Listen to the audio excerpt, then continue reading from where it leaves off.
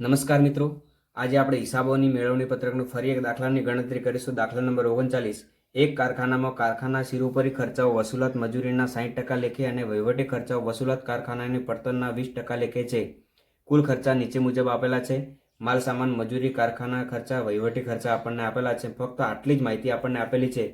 ઉત્પાદનના 10% સ્ટોકમાં છે, એટલે ઉત્પાદન જેટલા એકમોનું કરીએ છીએ એના 10% આપણે સ્ટોક રાખવાનો છે, આખરનો સ્ટોક.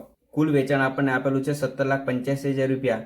જરૂરી પત્રકો તૈયાર કરો અને પડતરના હિસાબો અને નાણાકીય હિસાબોનું મેળવણી પત્રક તૈયાર કરો.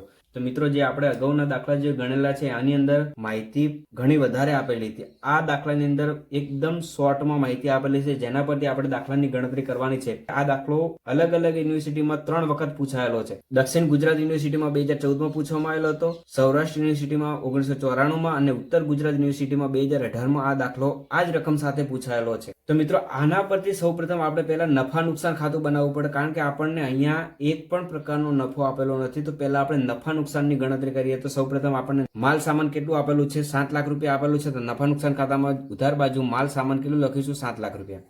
ત્યારબાદ આપણને મજૂરી આપેલી છે 5,85,000 રૂપિયા. તો મજૂરીમાં 5,25,000 રૂપિયા. કારખાના ખર્ચા આપેલા છે 3,43,000 રૂપિયા. કારખાના ખર્ચા 3,43,000 રૂપિયા. મિત્રો, આ 3 ખર્ચાને કયા ખર્ચા કહી શકાય? કારખાના પડતર પણ કહી શકાય નફા નુકસાન ખાતા મુજબ. ત્યારબાદ મિત્રો, આપણને શું આપેલું છે? વહીવટી ખર્ચા આપેલા છે, પરંતુ વહીવટી ખર્ચા એ નફા નુકસાનના ખર્ચા કહેવાય, એટલે આપણે થોડીક જગ્યા રાખી અને વહીવટી ખર્ચા લખીશું 2,97,500. વેચાણ આપેલું છે 17,85,000 રૂપિયા, જે આપણે જમા બાજુ લખીશું 17,85,000 રૂપિયા. મિત્રો, અહીંયા આખરનો સ્ટોક પણ આપેલો નથી, નફો પણ આપેલો નથી. તો તેના માટે પહેલા આપણે આખરનો સ્ટોકની ગણતરી કરવી પડે. તો મિત્રો, આ દાખલામાં આપણને આખરનો સ્ટોક આપેલો નથી, જેની આપણે ગણતરી કરવી પડે. તો તેના માટે આપણે પહેલા ત્રણેયનું ટોટલ કરવું પડે, કારણ કે કારખાના પડતર શોધવી પડે. તો 7 લાખ વત્તા 5,25,000 વત્તા 3,43,000, આ ત્રણનો સરવાળો કરીશું એટલે આપણને જવાબ મળશે 15,68,000 રૂપિયા. તો મિત્રો, 100% એકમો જ્યારે ઉત્પાદન કરતા હોઈએ ત્યારે આપણને પડતર કેટલી પડે છે? 15,68,000. એનો મતલબ કે 100% એકમોની કારખાના પડતર આપણને કેટલી મળી? 15,68,000 રૂપિયા. આખરનો સ્ટોક કેટલો રાખવાનો છે? 10% આખરનો સ્ટોક રાખવાનો છે. તો 10% એકમોની કારખાના પડતર કેટલી થશે? 15,68,000 ગુણ્યા 10 ભાગ્યા 100 કરીશું એટલે આપણને આખા સ્ટોકની રકમ મળશે 1,56,800 રૂપિયા.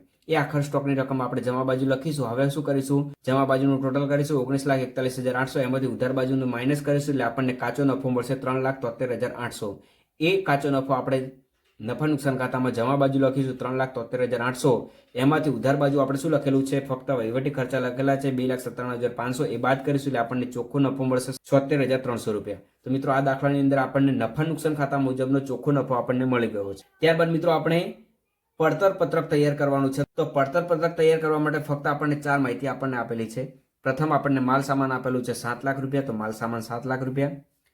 મજૂરી આપેલી છે 5,25,000 રૂપિયા. અહીંયા કોઈ વધારો ઘટાડો કરવાનું કહ્યું નથી, એટલે આપણે એના જ ખર્ચા લખી દેવાના. એટલે આપણે પ્રાથમિક પડતર મળશે 12,25,000 રૂપિયા. તેમાં આપણે કારખાના ખર્ચનો ઉમેરો કરીશું. તેના માટે આપણને દાખલામાં માહિતી આપેલી છે કારખાનામાં કારખાનાના શિરોપરી ખર્ચાઓ વસૂલાત મજૂરીના 60% લેખે ગણવાના છે. તો મજૂરી કેટલી મળી? 5,25,000. એના 60% એટલે કારખાના ખર્ચા મળશે આપણને 3,15,000 રૂપિયા. પ્રાથમિક પડતરમાં આપણે કારખાના ખર્ચા ઉમેરો કરીશું એટલે આપણને કારખાના પડતર મળશે 15,40,000 રૂપિયા. ત્યારબાદ આપણે વહીવટી ખર્ચા. તો વહીવટી ખર્ચ માટે શું કીધું છે? વહીવટી ખર્ચા વસૂલાત કારખાનાની પડતરના 20% લેખે છે. જે કારખાના પડતર આવે છે એના 20% એટલે 15,40,000 ના 20% એટલે 3,08,000 રૂપિયા. એ વહીવટી ખર્ચા આપણે કારખાના પડતરમાં ઉમેરો કરીશું એટલે આપણને ઉત્પાદન પડતર મળશે 18,48,000 રૂપિયા. હવે મિત્રો, ઉત્પાદનના 10% સ્ટોકમાં છે. તો ઉત્પાદન પડતર આપણને કેટલી મળી? 18,48,000 રૂપિયા મળી. એના 10% આપણે સ્ટોકમાં લઈ લઈએ એટલે 1,84,800 એનો આખરનો સ્ટોક કહી શકાય. એ આપણે શું કરીશું? બાદ કરીશું એટલે વેચેલ માલની ઉત્પાદન પડતર મળશે આપણને 16,63,200 રૂપિયા. એમાં આપણે વેચાણ વિતરણના ખર્ચા આપણે પ્લસ કરીશું, પરંતુ આપણને વેચાણ વિતરણના ખર્ચા આપણને આપેલા નથી, એટલે આપણે કોઈ નહીં આવે. એટલે કુલ પડતર આપણને કેટલી મળશે? 16,63,200. એની અંદર નફો ઉમેરીશું એટલે આપણને શું મળશે? વેચાણ. આપણને દાખલાની અંદર વેચાણ આપેલું છે 17,85,000 રૂપિયા. એ 17,85,000 માંથી કુલ પડતર આપણે બાદ કરીશું એટલે આપણને નફો મળશે 1,21,800 રૂપિયા. તો મિત્રો, નફા નુકસાન ખાતા મુજબનો નફો કેટલો મળે? 76,300. પડતર મુજબનો આપણને નફો કેટલો મળ્યો? 1,21,800. તો આ બંને વચ્ચેનો તફાવતનું મેળવણી પત્રક આપણે તૈયાર કરવાનું છે. તો આપણે મેળવણી પત્રક તૈયાર કરીએ. તો મેળવણી પત્રક વિગત રકમ. તો આપણે શરૂઆત ક્યાંથી કરવાની છે? પડતર પત્રક મુજબનો જે નફો મળે છે ત્યાંથી શરૂઆત કરવાની છે. તો મિત્રો, દરેક દાખલાની શરૂઆત આપણે અહીંથી જ કરીશું અને આપણે જે નિયમ છે એ જ નિયમ ફોલો કરીશું, જેથી કરીને તમારે દાખલાનો જવાબ સરળતાથી તમને મળી રહે. તમને ચોપડીમાં કોઈ પણ રીતથી દાખલો આપેલો હોય, ફક્ત આ રીત આપણે ફોલો કરીશું જેથી કરીને તમને સરળતાથી જવાબ મળી રહે. તો મેળવણી પત્રક બરાબર પડતરનું પત્રક માઇનસ નફા નુકસાન ખાતું. શું કરવાનું છે? પડતરનું પત્રક માઇનસ નફા નુકસાન ખાતું એટલે આપણને શું મળશે? મેળવણી પત્રક મળશે. શરૂઆત ક્યાંથી કરવાની છે? પડતર પત્રકમાં જે નફો મળે છે ત્યાંથી શરૂઆત કરીશું. 1,21,800 રૂપિયા પડતર મુજબનો ચોખ્ખો નફો 1,21,800. એની અંદર ઉમેરો કરીશું અને બાદ કરીશું. તો પ્રથમ માલ સામાન અને મજૂરી, તો અહીંયા પણ 7 લાખ છે, અહીંયા પણ 7 લાખ છે એટલે કોઈ પ્લસ માઇનસ નહીં આવે. 5,25,000, 5,25,000 કોઈ પ્લસ માઇનસ નથી. કારખાના ખર્ચા કેટલા છે? 3,43,000. અહીંયા કેટલા છે કારખાના ખર્ચા? 3,15,000. 3,15,000 માઇનસ 3,43,000 એટલે કારખાના ખર્ચા માઇનસમાં જવાબ આવે છે, તો માઇનસમાં લખીશું બાદ કારખાના ખર્ચા 28,000 રૂપિયા. ત્યારબાદ આપણને વહીવટી ખર્ચા કેટલા મળે છે? 3,08,000 રૂપિયા. અહીંયા વહીવટી ખર્ચા કેટલા છે? 2,97,500 રૂપિયા. 3,08,000 માઇનસ 2,97,500 એનો મતલબ કે 10,500 પ્લસમાં જવાબ આવે છે, તો આપણે ઉમેરો કરીશું વહીવટી ખર્ચા 10,500 રૂપિયા. ત્યારબાદ મિત્રો આખાનો સ્ટોક આપેલો છે, જમા બાજુની વિગત છે, પછીથી આપણે ધ્યાનમાં લઈશું. એના પછી આપણને કોઈ ખર્ચા આપેલા નથી. હવે મિત્રો આપણને નફા નુકસાન ખાતાની ઉધાર બાજુ લઈ લઈએ. કોઈ વિગત બાકી રહેતી હોય તો આપણે એની ગણતરી કરી નાખીએ. તો કોઈ વિગત બાકી નથી. હવે જમા બાજુ લઈએ તો આખાનો સ્ટોક કેટલો છે? 1,56,800. અહીંયા આખાનો સ્ટોક કેટલો છે? 1,84,800.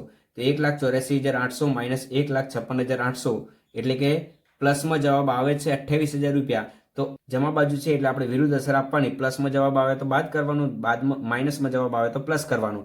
અહીંયા આપણે પ્લસમાં જવાબ આવે છે તો આપણે બાદ કરીશું આખાનો સ્ટોક 28,000 રૂપિયા. ત્યારબાદ આપણે કાચો નફો, નફાની કોઈ વિગત ધ્યાનમાં લેવાની નથી, કારણ કે આપણે નફા માટે જ ગણતરી કરવાની છે. નફો મળે છે 1,21,800. એમાં ઉમેરો કરીશું વહીવટી ખર્ચા 10,500 અને બાદ કરીશું કારખાના ખર્ચા અને આખાનો સ્ટોક 28,000 એટલે 56,000 બાદ કરીશું.